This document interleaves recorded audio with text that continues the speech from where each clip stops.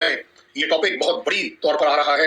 आप सबके दिमाग में कंफ्यूजन है, पब्लिक के दिमाग में कंफ्यूजन है, स्टूडेंट्स के दिमाग में सबसे बड़ा कंफ्यूजन है और टॉपिक है अग्निपथ। अग्निपथ स्कीम मेरे लिए मेरे रोंगटे खड़े हो जाते हैं अगर आप देखें। अग्निपथ स्कीम सोचते ही मेरे रोंगटे इसलिए खड़े होते हैं क्योंकि मैं रियलाइज करता हूं कि मेरी इंडियन आर्मी और हमारी, आपकी और हमारी डिफेंस फोर्सेस कितनी इंपॉर्टेंट है। इस इंपॉर्टेंट ऑर्गेनाइजेशन के अंदर अग्निपथ कितना कंट्रीब्यूट कर रहा है, क्या चैलेंजेस फेस कर रहा है या इसमें क्या खामियां है। अगर तीनों बात को हम इवैल्यूएट करें निष्पक्ष होकर तो मुझे लगता है हम लोग सब बहुत ज्यादा अच्छे देश के नागरिक होंगे, देश के सैनिक होंगे कि यस हम अपने देश के लिए कुछ अच्छा कर रहे हैं। इसे ना तो क्रिटिसिज्म समझा जाए, मैं कहूंगा द बेस्ट फ्रेंड आपके कौन होते हैं, जो आपके बेस्ट क्रिटिक्स होते हैं। वो आपको हर वो चीज बताते हैं जो कि आपके लिए अच्छाई के लिए थी लेकिन आपकी स्कीम में शायद नहीं थी। वो उसको मैं अपनी लैंग्वेज में बोलता हूँ चैलेंजेस। मैं आपको बड़ी, क्योंकि अग्निपथ स्कीम आज की तारीख में किसी के लिए भी नई नहीं है, छोटे मोटे मॉडिफिकेशन जरूर हो रहे हैं और मुझे लगता है होने भी चाहिए और होते रहेंगे। क्योंकि कोई भी जब नई स्कीम देश में, सेना में लगती है तो अपने आप में परफेक्ट नहीं होती। अगर इसको जिम्मेदारी से हम समझेंगे तो आप जरूर पाएंगे कि जो कुछ मैं कह रहा हूं इट इज नॉट क्रिटिसिज्म, मैं उसकी आलोचना नहीं कर रहा, मैं आपको उसके बारे में अवगत करा रहा हूं, उसको इवैल्यूएट करके बता रहा हूं। आपका अपना डिसीजन है कि क्या अच्छा लगा आपको, क्या बुरा लगा। अग्निपथ स्कीम हमारे पास जून 2022 में आई। क्यों आई? सबसे बड़ी बात है क्यों आई। वो इसलिए आई थी क्योंकि हमारे पास उससे पिछले 3 सालों में रिक्रूटमेंट हमने रोक रखी थी। ये अपने आप में फौज के लिए बहुत खराब होता है कि अगर आपका हर साल का जो वेस्टेज रेट है, जो लोग रिटायर हो रहे हैं, अगर उतने ही लोग आप नागरिक होने के नाते सोशल मीडिया को भी हम देखते हैं सब जगह, और क्योंकि सोशल मीडिया में इस समय ये टॉपिक बहुत बड़ी तौर पर आ रहा है, आप सबके दिमाग में कंफ्यूजन है, पब्लिक के दिमाग में कंफ्यूजन है, स्टूडेंट्स के दिमाग में सबसे बड़ा कंफ्यूजन है और टॉपिक है अग्निपथ। अग्निपथ स्कीम मेरे लिए मेरे रोंगटे खड़े हो जाते हैं अगर आप देखें। अग्निपथ स्कीम सोचते ही मेरे रोंगटे इसलिए खड़े होते हैं क्योंकि मैं रियलाइज करता हूं कि मेरी इंडियन आर्मी और हमारी, आपकी और हमारी डिफेंस फोर्सेस कितनी इंपॉर्टेंट है।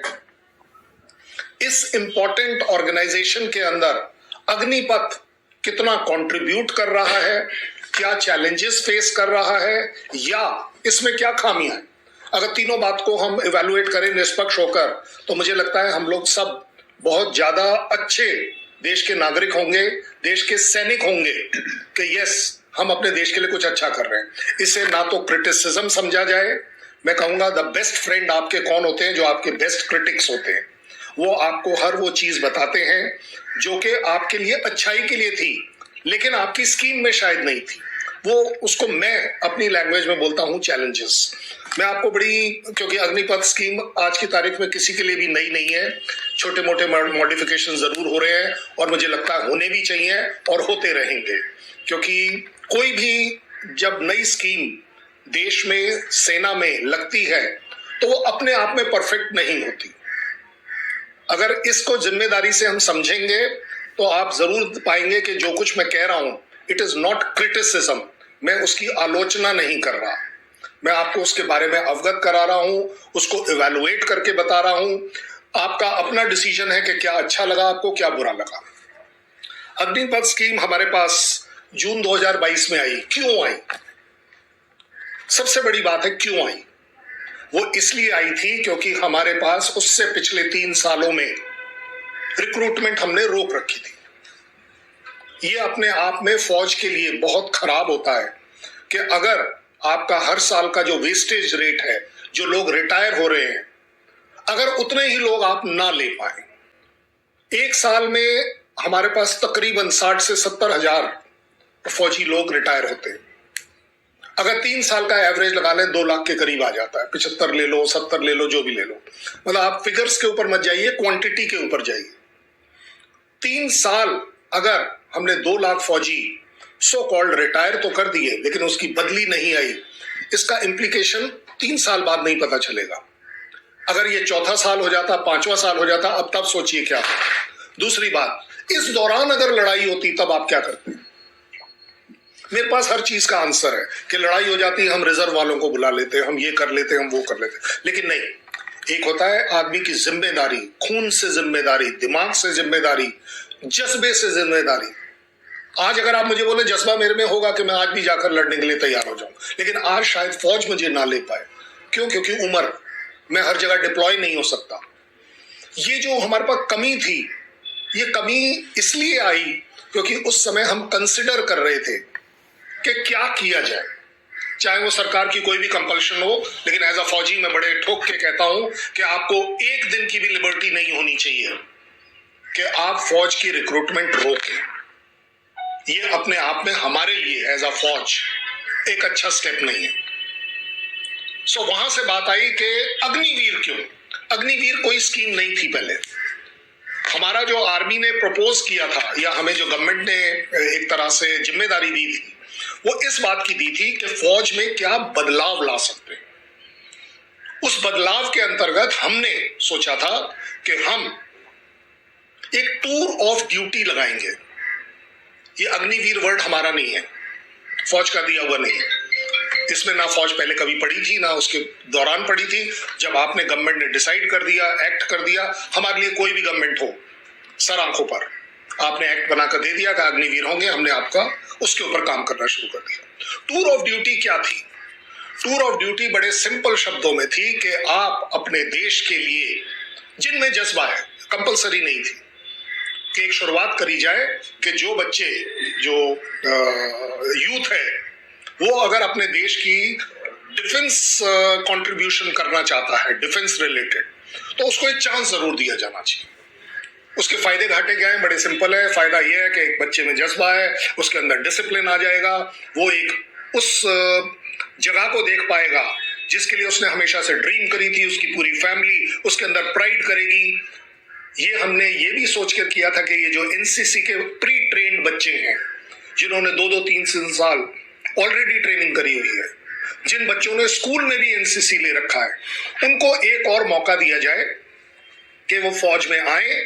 1 साल, 2 साल, 3 साल जो भी डिसाइड होता कि उसके हिसाब से सर्व करे और वापस आपके सिविल स्ट्रीम में जाकर वो अच्छी चीजें जो उन्होंने फौज में सीखी हैं वो आपके पास वापस लेकर आए कि यस, अगर सोसाइटी में ये कल्चर जो मेरा फौजी कल्चर है कि देश फर्स्ट, इंडिया फर्स्ट अपने आप में जय हिंद, इस जय हिंद का नारा मैं कहता हूं इसमें सब कुछ इंक्लूड हो जाता है। इकोनॉमी भी इंक्लूड हो जाती है, आपके जॉब्स इंक्लूड हो जाते हैं, सोशल स्ट्रक्चर इंक्लूड हो जाता है, सोसाइटी से रिलेटेड हर वो आइटम जो एक नॉन फौजी के लिए है वो भी उसके अंदर इंक्लूड होती है। तो ज्यादा अच्छी बात यह है कि ये जो जय हिंद का जज्बा था हमारा फौज का, क्योंकि जब हम जय हिंद बोलते थे सो उसमें सब कुछ आ जाता था, तो हम चाहते थे कि ये आप तक पहुंचे। यहां पर शायद एक नया चैलेंज आ गया। एक मेरे लिए डिसअपॉइंटमेंट हो सकती है कि आपने इसको एक नया वर्ड दे दिया पॉलिटिकल रीजंस की वजह से, अग्निपथ, अग्निवीर एम्प्लॉयमेंट करने का। इसीलिए आपने देखी होगी सोशल मीडिया पर बहुत बड़ी कंट्रोवर्सी स्टार्ट हुई कि जब जनरल नरावने साहब ने भी कुछ कह दिया, किसी ने कुछ और कह दिया, वगैरह वगैरह। हमें उसमें नहीं पढ़ना है, लेकिन हमें इसमें जरूर पढ़ना है कि क्या ये स्कीम हमारे ऊपर थोपी गई, हमने ली, या हमने क्या किया। मैं ये नहीं कहूंगा कि हम पर थोपी गई। मैंने अभी अभी आपको समझाया, 3 साल में अगर मेरे पास 2 लाख सैनिक कम हो गए थे, मैं तो एक बिल्कुल भूखे इंसान की तरह बैठा हुआ था एज अ डिफेंस कि मेरी ये डेफिशिएंसी कम जो हुई है उसको मेकअप करना है, किसी भी तरह मेकअप करना है। इसलिए आपने देखा कि फर्स्ट ईयर में हमने स्ट्रेट अवे इसको एक्सेप्ट किया कि चलिए 40,000 लोगों को हम लेंगे। हालांकि इसमें आने थे 46,000 वर्सेस जो मेरा वेस्टेज रेट है 70,000 से ज्यादा का। ये अपने आप में इम्बैलेंस है, लेकिन एट दैट टाइम हमारा जो एम होता है आर्मी में वो ये कभी नहीं होता कि हमारे पास क्या कम है। हम हमेशा ये देखते हैं हमारे पास जो है उसमें हमने काम कैसे करना है। सो यहां पर हम स्कोर कर गए। आपके क्रिटिसिज्म करने को क्रिटिसाइज कर सकते हैं कोई भी कि आपने ये लिया, एक्सेप्ट ही क्यों किया आर्मी ने। आर्मी एक्सेप्ट्स एवरीथिंग जो आप पॉलिटिकली, जो आप as a country government decide करते हैं, हम सिर्फ उसमें विश्वास करते हैं। उसमें क्या कमी है, क्या ज्यादा है, इसमें हम विश्वास ज्यादा नहीं करते हैं। इसलिए आप देखते हैं कि इस पर भी कंट्रोवर्सी आई थी कि क्या उनकी अग्निवीर की तनख्वाह 10,000, 20,000, 30,000 क्या होनी चाहिए। It doesn't matter to us. आज भी अगर मैं कहूं मेरी तनख्वाह कम है तो कोई गलत नहीं होगा। मेरी तनख्वाह कम है उन लोगों के मुकाबले में जिनके पास ज्यादा है, लेकिन मेरे से नीचे भी काफी सारे हैं जिनकी तनख्वाह मेरे से कम है। सो कंपैरिजन करना अपने आप में शायद गलत हो जाएगा, but at the same time इसमें कोई शक नहीं है कि अग्निवीर की तनख्वाह केम एज अ शॉक जब आई थी कि 20,000 रुपए। 20,000 रुपए मुझे लगता है अगर आज अपना गूगल कर देख लेंगे तो शायद डेली वेजेस भी इससे ज्यादा है, एक मजदूर के डेली वेजेस। सो सबसे बड़ी बात यह है कि क्या अग्निवीर अपने आप में एक अच्छा प्रपोजल है या नहीं, ये आपका काम है इवैल्यूएट करना, ये मेरा नहीं है। मैं और मेरी फौज इवैल्यूएट सिर्फ ये करती है कि क्या मैं आप में से आए हुए उन बच्चों को एक अच्छा जिम्मेदार सैनिक और उसके अलावा एक अच्छा जिम्मेदार नागरिक बना पाऊंगा या नहीं। सो वहां से एक नया डिस्प्यूट शुरू हो गया कि ट्रेनिंग टाइम जो है, पीरियड जो है वो कम है। वेल, मैं भी मान रहा हूं कम है। अगर आज आप बोले मैंने 30 साल की सर्विस पर जब नौकरी छोड़ी या रिटायर हुआ, वो काम समय कम था, 30 साल भी कम था, लेकिन एक बेसिक मिनिमम रिक्वायरमेंट होती है। बेसिक मिनिमम रिक्वायरमेंट क्यों होती है? क्योंकि एक फौज में आपके पास ये नहीं है कि आप दिल्ली में डिप्लॉय होंगे, सिर्फ हैदराबाद में डिप्लॉय होंगे या कहीं। हमारे पास बड़ा अलग अलग वैरायटी का टेरेन है। बॉर्डर भी अगर हम बात करें, हमारे पास एक बॉर्डर वो है जहां सिर्फ पानी है, एक बॉर्डर वो है जहां सिर्फ आकाश है, एक बॉर्डर वो भी है जिसको हम बोल देते हैं पाकिस्तान का है, एक और नया बॉर्डर हम बोल देते हैं कि जहां पर के हमारे पास चाइना है।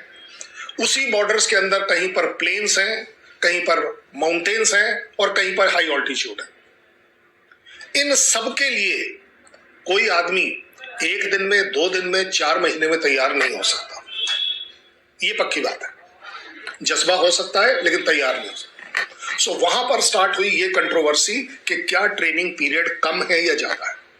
फौज इस बात को बड़ी जिम्मेदारी से मानती थी और है और रहेगी कि ट्रेनिंग पीरियड कम है, लेकिन इसका मतलब ये भी नहीं मानते हम कि हम एज अ फौजी इस छोटे ट्रेनिंग पीरियड में एक आदमी को क्रिएट कर फौजी बना पाएंगे या नहीं। इस दोनों बात का बैलेंस आपको देखना पड़ेगा। ट्रेनिंग पीरियड कम है, बिल्कुल 100% कम है। क्यों? क्योंकि उसका जो सर्विस पीरियड है वो कम है, इसलिए ट्रेनिंग पीरियड हमें चुभेगा। अगर मेरा आपको एग्जांपल एक बड़ा इसको अच्छे से इवैल्यूएट कर देख लीजिए। शॉर्ट सर्विस कमीशन एक अफसर 10 महीने की करता है, आईएमए वाली ट्रेनिंग 18 महीने की करता है, एनडीए वाली ट्रेनिंग 3 साल की करता है। मैं अगर एक स्टेप और आगे चला जाऊं, सैनिक स्कूल तक भी चला जाऊं बाई चांस, तो उसकी ट्रेनिंग उतनी और लंबी होगी शायद, क्यों 5वीं क्लास से आगे। लेकिन क्या आप बॉटम लाइन ये कभी बोल पाएंगे कि इन सारे अफसरों में कौन ज्यादा अच्छा है या कौन कम अच्छा है? लेकिन ट्रेनिंग पीरियड अपने आप में काम तब करता है जब आप इसका स्टैटिस्टिक्स को एनालाइज करते हैं कि यस, जिसको अच्छी ग्राउंडिंग ट्रेनिंग मिली है वो एक अच्छे लेवल पर शुरुआत में काम कर पाएगा। मुझे लगता है शायद अग्निवीर अगर उसको कम ट्रेनिंग दी जा रही है, कम समय में ज्यादा ट्रेनिंग दी जा रही है, तो शायद कहीं ना कहीं उसको तकलीफ आएगी। और अगर उसे तकलीफ नहीं आएगी तो जिस वो यूनिट में जाएगा उसको तकलीफ जरूर आएगी। सो ये बात अगर आपके समझ में आ रही है तो मैं नेक्स्ट पर जाता हूं कि लोगों ने टूर ऑफ ड्यूटी के बाद एक नया डिस्प्यूट क्रिएट हुआ, जो कि मुझे भी लगता है कि क्या इससे हमारी नेशनल सिक्योरिटी कंप्रोमाइज होगी या नहीं होगी। आपके अपने लिए है जज करने को। अगर आपका सोल्जर कम ट्रेंड है और जल्दी फौज से जाने वाला है वापस 4 साल में, तो आप अपनी नेशनल सिक्योरिटी को किस लेवल पर बढ़ा रहे हैं। मैं जब 1.5 साल की ट्रेनिंग कर फौज में आया, मैं कितना ट्रेन था मुझे पता है, लेकिन उससे आगे वाली ट्रेनिंग 1 साल बाद, 2 साल बाद, 10 साल बाद, 20 साल बाद, जब मैं 20 साल पर पहुंचा तो मैं ज्यादा अच्छा ट्रेन था। मैं अपनी नेशनल सिक्योरिटी से रिलेटेड चीजों को समझता था, मेरा एक्सपोजर था, मेरा सब कुछ था। इसलिए मुझे लगता है कि मैं ज्यादा अच्छे स्ट्रांग हाथों से अपने देश की सिक्योरिटी के बारे में सोच सकता था, दिमागी तौर पर भी। बहुत बड़ी बात है। अगर आप उसी को, जब लाखों जवान मेरे शायद कम ड्यूरेशन की ट्रेनिंग लेकर कम ड्यूरेशन के लिए अवेलेबल हैं, तो जायज बात है कि कहीं ना कहीं इसमें अप्स एंड डाउन जरूर आएंगे।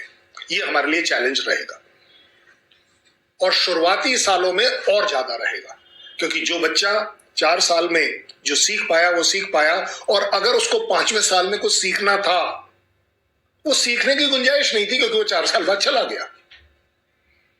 That is a problem. ये मेरी फौज के लिए प्रॉब्लम है। सो अगर आइडली बात करें तो मुझे लगता है 4 साल अपने आप में एक बहुत बड़ा चैलेंज है कि मैं एक अच्छे सोल्जर को एक्सपीरियंस दे पाऊं कि वो देश के लिए कुछ अच्छा कर पाएगा। मुझे लगता है कि फौजी तौर पर ये मेरे खून में है, मेरी आदत में है, ये मेरे ड्रिल्स में है कि मैं अगर कोई भी काम करता हूं फौज में तो उसका एक छोटा सा पहले एक्सपेरिमेंट करके देखता हूं। एक्सपेरिमेंट को हमारी लैंग्वेज में बोलते हैं पायलट प्रोजेक्ट, आपके यहां पर भी यही बोलते हैं। ये पायलट प्रोजेक्ट में क्या होता है कि आप जो चीज इतनी बड़ी जगह करने वाले थे, आपने कहीं छोटी सी जगह कर कर उसको ट्रायल किया। आज आप गाड़ी चाहे बड़ी खरीदे चाहे छोटी, उसका टेस्ट ड्राइव करते हैं। टेस्ट ड्राइव इज व्हाट, कि हाँ जी आपको वो गाड़ी कितनी कंफर्टेबल है या नहीं। इसी तरह मुझे लगता है, और ये मेरा कन्विक्शन है, कि हमने शायद इंडियन आर्मी को ये चांस नहीं दिया कि इस प्रोजेक्ट को हम कहीं ना कहीं as a pilot project try करते और उसके हिसाब से इसको एक्सेप्ट करते, उसको मॉडिफाई करते या जो भी करते। Indian army is not a job. आपने शायद अग्निवीर में इसे जॉब का नाम दे दिया। It is not a job. जैसे ही अब हम जब बात करते हैं कि पायलट प्रोजेक्ट मेरे आर्मी के लिए इंपॉर्टेंट इसलिए होता है क्योंकि वो उसको बताता है कि इसको करने में मुझे क्या होना है, मेरे को क्या फायदे होंगे, मेरे को क्या नुकसान होंगे। That is very important to us, जो शायद हम नहीं कर पाए। अब हम एक तरह से ऑन जॉब, वो बच्चे जो छोटे समय की ट्रेनिंग लेकर छोटे समय के लिए हमारे पास आए हैं, तो अब क्या करेंगे उसका हम अलग से जिक्र करते हैं। इस कंसेप्ट का अगर हम पायलट प्रोजेक्ट करते तो मुझे लगता है कि वो अपने आप में वैलिडेट कर कर उसको बिगर प्लेटफॉर्म पर लगाना शायद आसान रहता। शायद यहाँ पर कहीं ना कहीं मैं जरूर कहूंगा कि चूक हो गई, हैंडीकैप रह गया, कुछ तो हुआ। कुछ वो जो मेरे आदत में था कि हम हर एक चीज ट्रायल करके करते हैं, वो शायद आपने नहीं किया।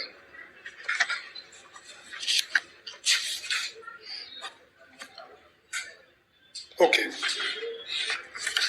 एक और बड़ी बात है कि अग्निवीर में पॉलिसी के मतलब ऐसा क्या तकलीफ है जो सोशल मीडिया पर इतना बुरी तरह से चल रहा है कि ये अच्छा है बुरा है, अच्छा है बुरा है। वैसे आपको एक बात बता दूं, सोशल मीडिया पे तो सिर्फ यही चल रहा है कि बुरा है बुरा है बुरा है और बुरा है, कितना बुरा है। लेकिन इसको हमें नजरअंदाज नहीं करना चाहिए कि मेरी फौज को, मेरी डिफेंस फोर्सेस को लोगों की जरूरत है। कल सुबेरे इसे रोकना और डैमेजिंग होगा। यस, इसमें इंप्रूवमेंट करना बड़ा जरूरी है और मुझे लगता है कि गवर्नमेंट को ये बात सुननी ही पड़ेगी। मे भी आज नहीं, 4 साल बाद जब आप सडनली देखेंगे कि एक और नया लॉट आ गया, आपकी तकलीफ तब बढ़ेगी। बात आती है कि अग्निवीर का मोटिवेशन और मेरे मोटिवेशन में फर्क क्या है। दोनों देश की सेवा करने आए हैं, ऐसा मेरा सोच था। आपने अनफॉर्चुनेटली आज इसमें एक नया एंगल ला लिया कि ये सिर्फ अग्निवीर के लिए तो जॉब था और मेरे लिए जज्बा था, because he has come only for a job. ये मेरे ख्याल एक बहुत बड़ा चैलेंज होगा। कुछ वो जो मेरे आदत में था कि हम हर एक चीज ट्रायल करके करते हैं, वो शायद आपने नहीं किया।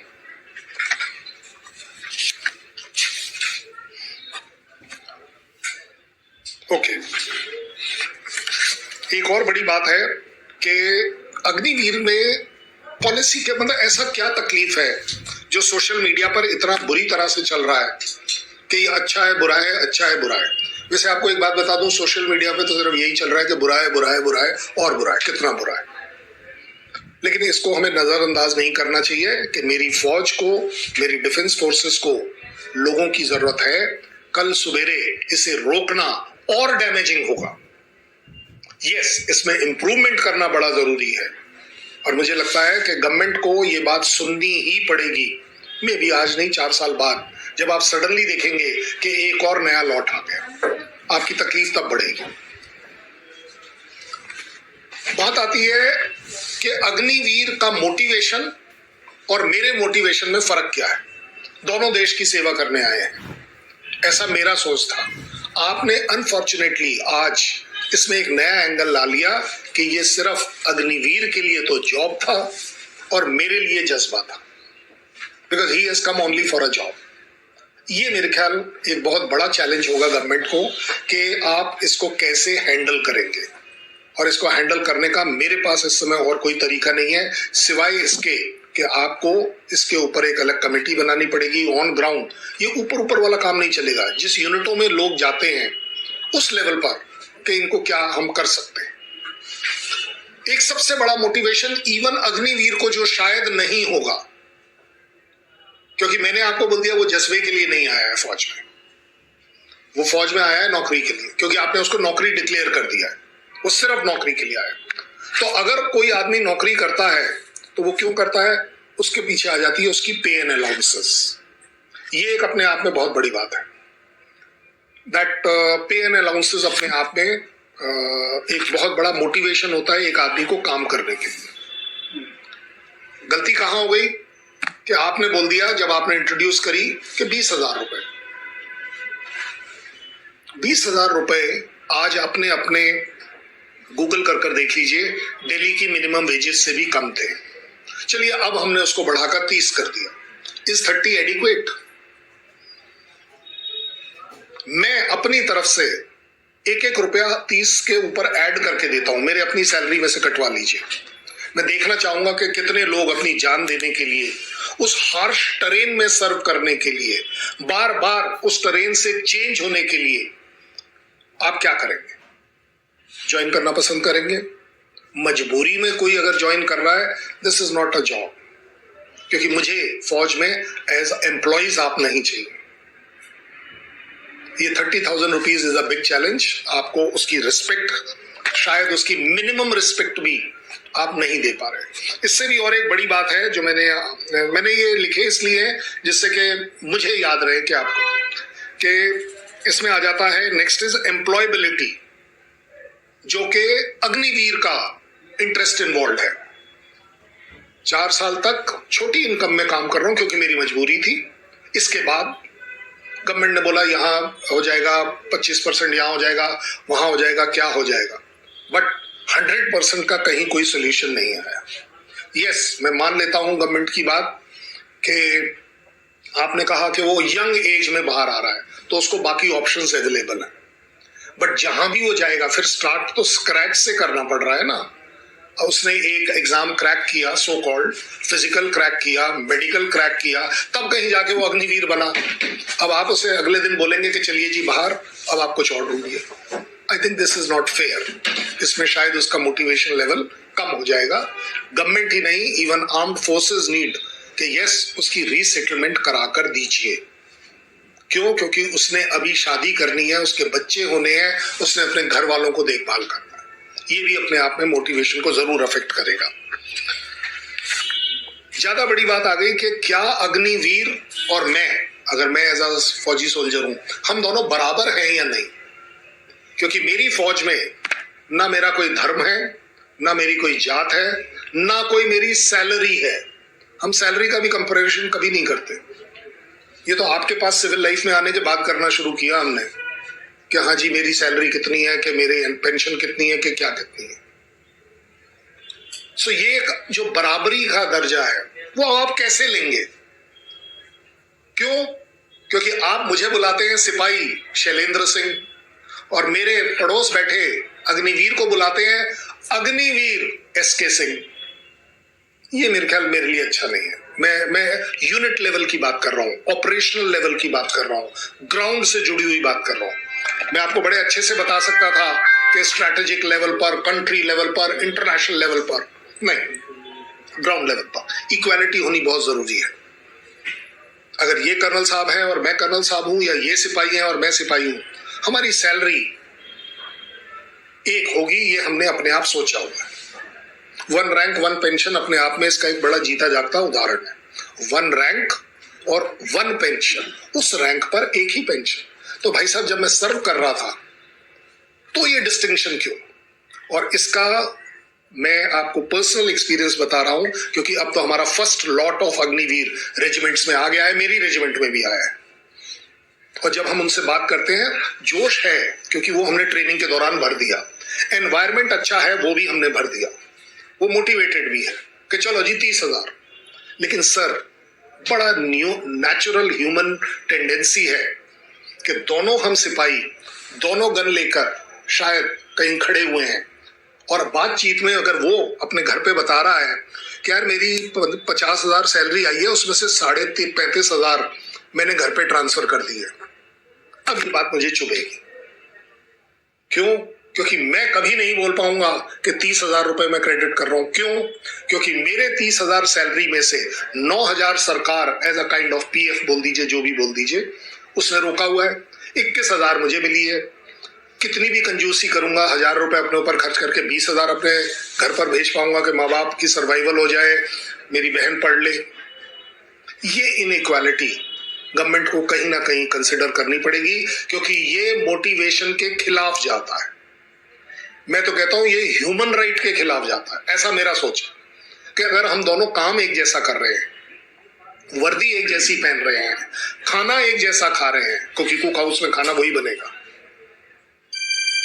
मुझे नहीं लगता कि शायद हम उसके साथ जस्टिस कर रहे हैं जिसकी तनख्वाह कम है। उससे भी और एक अल्टीमेट जिसको बोलते हैं, फौज में सबसे बड़ा जो प्राइड होता है हमें, वो इस बात का होता है कि मैं अपनी देश के लिए बिना सोचे समझे जान दे दूंगा। क्यों? ऐसा नहीं है कि मैं ये नहीं सोचता हूँ कि क्यों। वो क्यों इसलिए क्योंकि मुझे मालूम है कि मेरे जाने के बाद मुझे एक अलग दर्जे की इज्जत मिलेगी, मेरी फैमिली को कोई लुक आफ्टर करेगा, सब कुछ करेगा। मुझे चिंता नहीं करने की जरूरत कि कल मेरे घर पर फांके पड़ेंगे। लेकिन अगर अग्निवीर को शुरुआत में ही पता है कि अगर मुझे कुछ हो गया, मुझे पैसे मिलेंगे, लेकिन क्या उतने मिलेंगे जो मेरे पड़ोस में बैठे हैं उनको भी उतने? ये मेरे ख्याल अगेन ह्यूमन राइट्स का वायलेशन है कि अगर दोनों ने जान दी तो दोनों को ट्रीट एज अ मार्टियर क्यों नहीं किया जा रहा?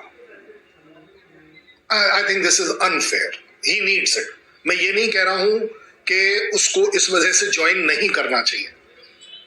ज्वाइन कर लिया, बड़ी अच्छी बात है, लेकिन अगर किसी भी एक्सीजेंसीज में उसकी डेथ होती है, इससे ज्यादा सुप्रीम सेक्रीफाइस कोई नहीं कर सकता। और अगर किसी को लग रहा है कि वो 44 लाख रुपीस हम दे देंगे, वो जो इसके बाकी जो 9,000 के हिसाब से उसमें 9,000 और डालकर हम दे देंगे, अगर उसे ये लगता है कि ये एडिक्वेट है, मैं चाहूंगा कि भगवान करे तेरी मौत आज हो जाए,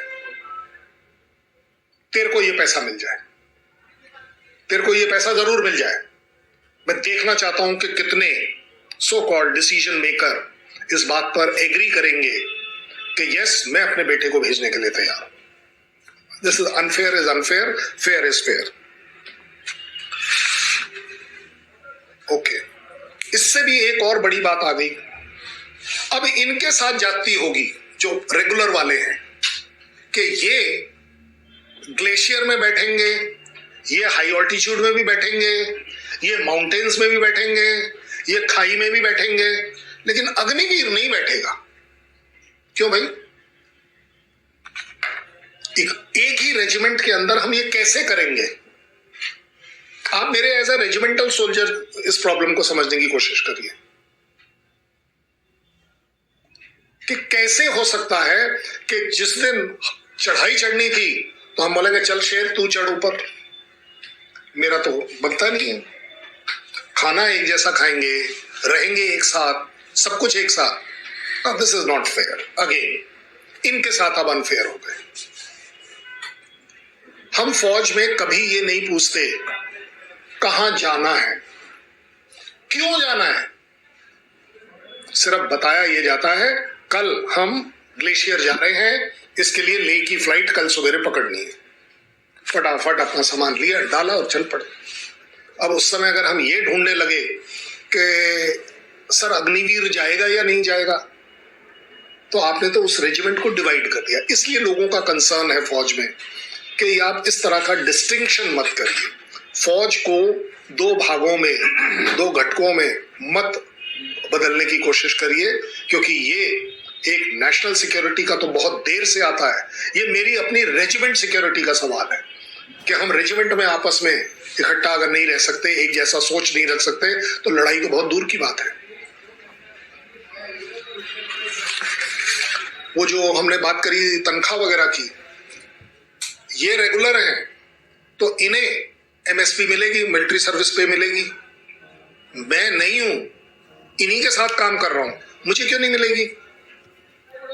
जैसे कि मैंने बोला आपको जो बेनिफिट्स मिलने होते हैं आपके किसी भी वजह से डेथ होने से, death in face of war can not be different.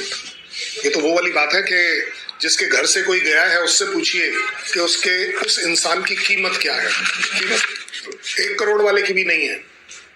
लेकिन यहां जो बात हो रही है 44 lakh rupees, I don't think is quite justified. This needs to be said. एक और बढ़िया बात चली थी कि ट्रेनिंग से रिलेटेड, जो मैं भूल गया। ट्रेनिंग पीरियड जब कम होगा तो जो आजकल हमारी फौज में टेक्निकल आइटम्स ज्यादा आते चले जा रहे हैं, टेक्नोलॉजी ज्यादा आती चली जा रही है, उसे सीखने में ज्यादा टाइम लगेगा, उसके ऊपर एक्सपर्टीज करने में ज्यादा टाइम लगेगा। ये हम नहीं कर सकते कि अगले 2 साल जब वो रेजिमेंट में आ जाएगा तब उसको ट्रेन करेंगे। I think this is again उस आदमी के साथ, उस ऑर्गेनाइजेशन के साथ इट इज अनफेयर। इन सारी चीजों को अगर हम ओवरऑल देखें तो हमारे पास एक ये भी सिचुएशन आती है कि हमारे पास गुरखा सोल्जर्स जो थे वो अपने आप में एक अच्छी तादाद में थे और पूरी दुनिया में हमारी गुरखा रेजिमेंट्स मानी जाती थी। आज हम देख रहे हैं कि हमारा नेपाल से भी शायद टेंशन बढ़ गया। क्यों? क्योंकि उन्होंने डिसाइड किया कि हम अग्निवीर स्कीम में पार्ट नहीं लेंगे, हम इसका पार्ट नहीं हो सकते। सही है गलत ये उस कंट्री को डिसाइड करने देता हूं, लेकिन साथ ही साथ कहीं ना कहीं ये मुझे भी रियलाइज होता है एज अ फौज कि क्या आज के बाद हमारी गोरखा रेजिमेंट सोल्जर्स जो हैं या गोरखा रेजिमेंट्स हैं वो खत्म हो जाएंगी? और अगर एक दूसरी कंट्री, और वो सो कॉल्ड हमारे पास तकरीबन 20-22 गोरखा रेजिमेंट्स हैं, वो सभी गलत हैं, ये भी अगेन देखिए डबल स्टैंडर्ड वाली बात आ जाएगी कि अगर वो कहें गलत है तो उनके लिए एक्सेप्टेबल है, अगर हम कहें गलत है हमारे अग्निवीर के लिए तो नहीं जी गलत बात है। That is again unfair. मुझे लगता है इससे ना केवल ग्राउंड लेवल पर एक फ्रिक्शन है, बट एक नेपाल और हमारे बीच में भी एक फ्रिक्शन है, क्योंकि ये वो सोल्जर्स थे जो हमें बिल्कुल कल्चरली बाइंड करके रखते थे। एक बहुत बड़ी चीज चल रही है, that is called as 2.5 front war. वो 2.5 फ्रंट क्या है? एक पाकिस्तान, एक चाइना और एक काउंटर इंसर्जेंसी। अब इन तीनों जगह के लिए एडवाइजरी ये है कि अग्निवीर नहीं जाएगा। Is it fair? जो आदमी जज्बे के साथ आया, is it fair to him also? जो इन तीनों सिचुएशन में जाएगा ही नहीं, तो जनाब आप ये बताइए कि मेरी जो डेफिशिएंसी है वो तो और बढ़ गई, क्योंकि अगर मैंने इन सारे अग्निवीर को दिल्ली में या पीस स्टेशन में रखना है तो दैट इज नॉट अगेन, मेरा एम अचीव नहीं हो रहा। आप मेरी फौज के साथ ज्यादती कर रहे हैं।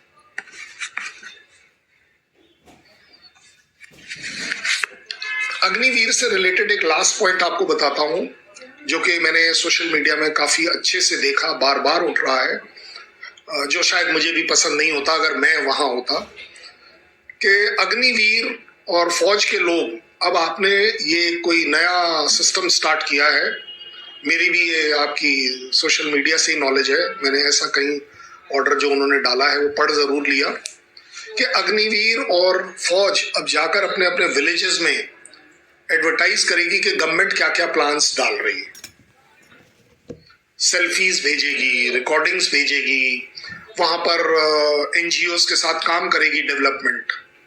जनाब ये मेरे खून के खिलाफ है।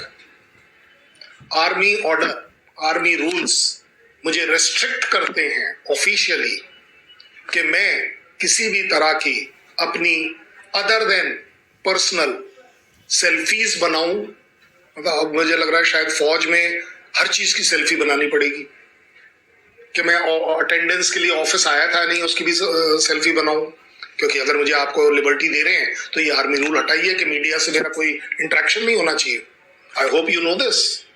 मैं एज अ आर्मी मैन आपके साथ इंटरेक्ट नहीं कर सकता, वेटरन के तौर पर कर सकता हूं, अलाउड नहीं है। क्यों? उसके लिए मुझे परमिशन आनी होती है और राइटिंग में आती है। अब आज आप बोलते हैं कि सेल्फी भी बना वाइल सर्विंग। अब वो सेल्फी कितनी सही थी या कितनी गलत, फिर आप मेरे ऊपर आर्मी ऑर्डर थोप देंगे कि नहीं तूने इस एंगल से क्यों, इस एंगल से क्यों नहीं बनाई। I think we are misusing. मैं पहले ही 10 महीने फौज में सर्व कर आ रहा हूं, 2 महीने की छुट्टी। मुझे मेरे ऑलरेडी 10 प्रॉब्लम है, घर से रिलेटेड, जमीन से रिलेटेड, बच्चों से रिलेटेड। जी लेने दीजिए मुझे उस दौरान।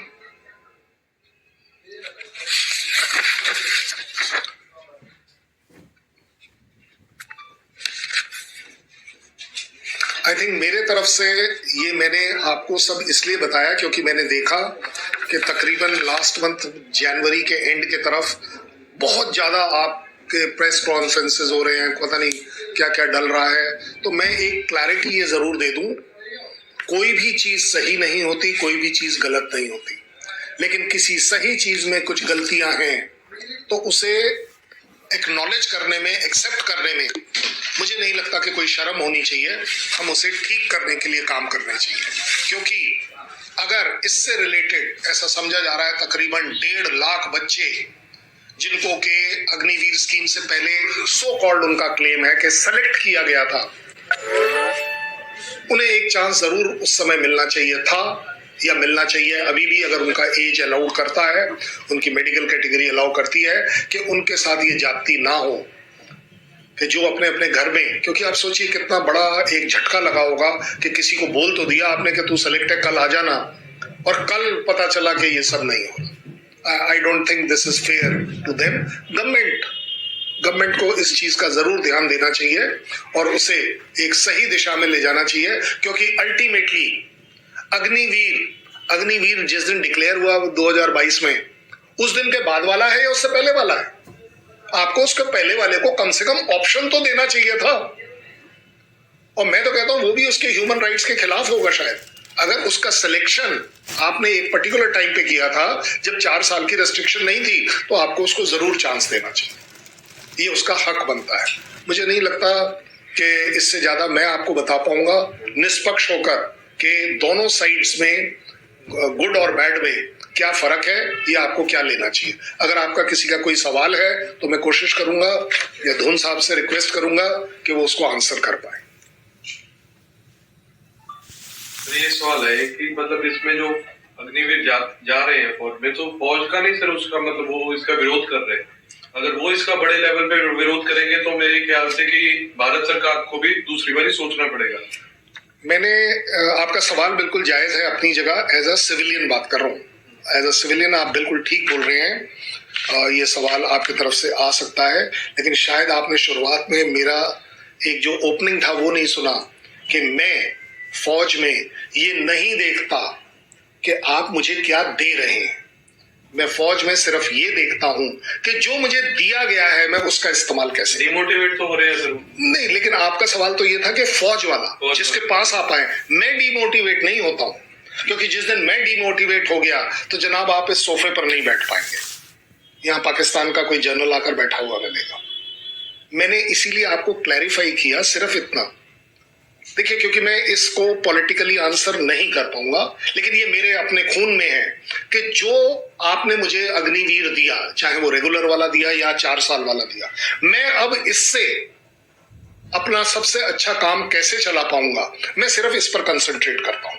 यस, आपका सवाल का अगर स्पेसिफिक जवाब दूं, इसका फीडबैक मैं भेजता हूं, और वो फीडबैक सिस्टम अभी भी चल रहा है कि हर यूनिट में, पहले तो ट्रेनिंग सेंटर में ट्रेनिंग बटालियन ने जब आया उन्होंने फीडबैक दिया, उसके बाद जो यूनिट में गया वो यूनिट वालों ने फीडबैक दिया, हालांकि मैं अपनी यूनिट के बारे में सब कुछ जानता हूं, वो एक अलग बात है, ट्रेनिंग सेंटर के बारे में, लेकिन ये बातें क्योंकि कॉन्फिडेंशियल होती हैं उसको हम ये नहीं बोल पाएंगे कि इसमें क्या चीज कैसे हुई। बट यस, ये मैं दावे से कह पाऊंगा कि इंडियन आर्मी कभी ये प्रोटेस्ट नहीं करेगी कि आप पॉलिटिशियन खराब हैं, आप डिफेंस मिनिस्टर अच्छे हैं या नहीं है, या आप किसको प्राइम मिनिस्टर बनाते हैं, ये मेरे परव्यू में नहीं होता फौज के। सो इसलिए कृपया कर एक्सेप्ट कीजिए कि इंडियन आर्मी आप जो चीज, अब आप एक बात बताइए, हमें कौन सा जहाज नहीं चाहिए? हमें चाहिए ना, लेकिन नहीं मिल पाता, टाइम लगता है, 10 साल 20 साल लग जाते हैं। So same goes for Agniveer, 3 साल हमारे पास नहीं थे लोग, हमें चाहिए थे हर हालत में। अब उसका डिस्प्यूट करने से अच्छा है कि मैंने पहले आपसे अग्निवीर ले लिए, उनको एक्सपेरिमेंट कर रहा हूं, 4 साल एक्सपेरिमेंट करता रहूंगा, फीडबैक कंटिन्यूअसली देता रहूंगा। अब ये आपकी भी तो जिम्मेदारी बनती है एज अ सिविल गवर्नमेंट कि आप क्या करेंगे। सर लेकिन ये जो नियुक्ति है 4 साल के बाद लड़के नौकरी से खत्म हो जाएंगे, उसके बाद तो भविष्य क्या होगा? वैसे सही अगर आप बात पूछे मेरे से, ये मेरे फौज का काम नहीं है कि मैं आपका भविष्य ये देखूं कि आपकी नौकरी कहां लगेगी, लेकिन मेरा काम है, मैंने अपने देश का भविष्य देखना है।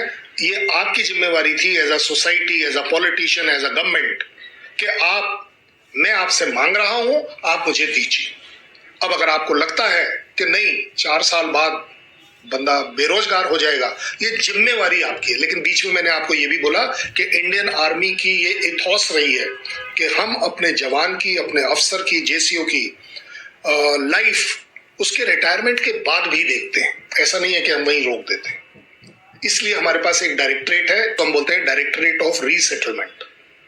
उसका फर्ज है, उसका कर्तव्य है, उसकी ड्यूटी है कि वो लोगों को नौकरी दिलाए, but it is not guaranteed नौकरी। जो सवाल आपने पूछा है 4 साल बाद वाला, तो यस, ये गवर्नमेंट का चैलेंज है, गवर्नमेंट को एड्रेस करना है। इसमें आप मेरे को जिम्मेदार नहीं कर पाएंगे सिवाय मेरी मॉरल जिम्मेदारी कि मुझे अपने जवानों को नौकरी दिलवाना है जो रिटायर हो। सर एक सवाल इसमें उठता है, आप लंबे समय से फौज में आपने देखा चीजों को, क्या निराशा का भाव नहीं पैदा होगा युवाओं में फौज की तरफ जाने के लिए, अगर ये 4 साल का चीज रहता है? एक एज ए सिविलियन आप बताएंगे। नहीं, आप ये सवाल मेरे से एज अ सिविलियन मत पूछिए, मेरे से एज अ फौजी पूछिए, तो मैं उसका फौजी लेकिन मैं क्योंकि आज सिविलियन हूं, मैं इस बात को जवाब दे सकता हूं, मुझे अलाउड है, मेरे ऊपर कोई रिस्ट्रिक्शन नहीं है।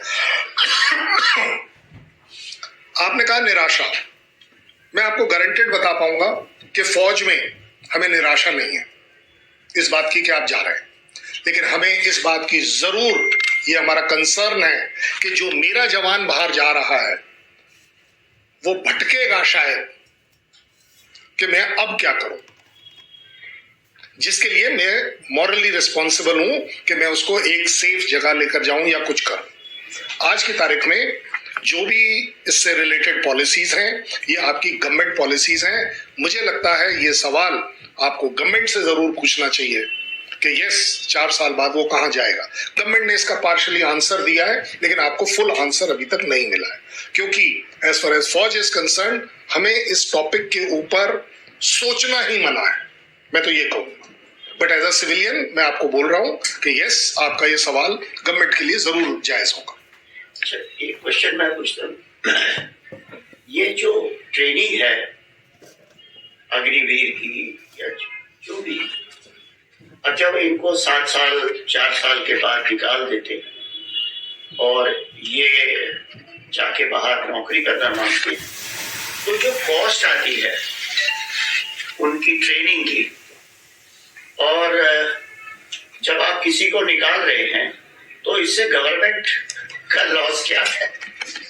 मैं एज ए टेक्निकल बात है, आप इसको जवाब दें ना दें कोई बात नहीं। नौजवान गैंगस्टरिज्म की तरफ बहुत ज्यादा प्रमोट होएगा, जो पीछे कुछ हत्याएं देखी हैं सर हमने, तो उसमें सर ये मिलिटेंसी और जो उनको भी, फौजियों को भी कंट्रोल करना मुश्किल हो जाएगा सर, क्योंकि 4 साल में आप एक उसके ऊपर स्टैंप लगा के उसको सब कुछ करना आ जाएगा सर, हैंड ग्रेनेड से लेके AK-47 तक। ये लास्ट सवाल है सर। बिल्कुल डन, आपने जो बोला है वो बिल्कुल सही है।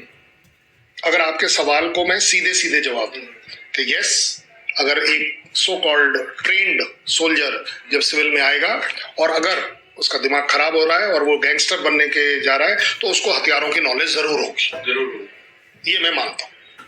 लेकिन ऐसा समझा जाता है, सच देखिएगा कि मेरे हर साल 70 से 75 हजार सैनिक रिटायर होते हैं। पर वो अपनी ड्यूटी पूरी करके रिटायर। हाँ, मैं आ रहा हूँ, जैसे नहीं, मैं आ रहा हूँ, पैशन में नहीं जाते। मैं बिल्कुल इसी बात पर आऊं, क्योंकि वो लोग इसलिए ज्वाइन नहीं करते क्योंकि आप ही कहेंगे क्योंकि अब उनके खून में बस गया है कि वो एक सेटिस्फाइड पेंशन लेकर आए हैं, तो इसलिए वो इससे अलग रहेंगे। ये आपकी सोसाइटी से निकलकर जो बच्चा हमारे पास आ रहा है, अगर उसका कल्चर, उसकी ग्रूमिंग इस तरह की है कि वो इस तरह से गलत जा सकता है, 100% मैं मान जाऊंगा आपसे कि यस, ये ट्रेनिंग मेरे ही देश और मेरी ही सोसाइटी के लिए लीथल हो सकती है, क्योंकि he is a trained man, unless colonel Dhoon has to say something on this. No, I totally agree. बिल्कुल, हथियार की शिक्षा दे के उसका मोटिवेशन लेवल इतना बढ़ा के उसके सर्वाइवल इंस्टिंक्ट्स को हमने फौज में रहते हुए जगा दिया, और अब वो किसी भी स्थिति में, जिस तरह की इन्फेंट्री यूनिट में होता है कि उसको बिल्डअप एरिया में लड़ाई करने की टेक्निक हम सिखाते हैं, जंगल वॉरफेयर हम सिखाते हैं, तो अगर वो सिविल स्ट्रीट में आता है तो बिल्डअप एरिया की जो लड़ाई के जो मूलभूत चीजें हैं वो सीख चुका है। तो हाँ, ये खतरनाक मोड़ है उस युवा के लिए, और अगर उसको किसी भी स्ट्रीम में उसको साइड स्टेप करके उसको नौकरी दी जाएगी तो वो एक बेहतर सलूशन होगा, बजाय इसके कि नॉलेज रखने वाले लड़के को जो शायद अब मोटिवेटेड उतना नहीं रहा, तो उसको गलत राह पे जाने देने के लिए या मौका देने के लिए या स्थितियों को पैदा करने से कहीं बेहतर है कि उसको आप एक सच्ची और करेक्ट राह दिखाएं, ताकि वो साइड स्टेप होके नेशनल बिल्डिंग की तरफ चल सके। Thank you sir.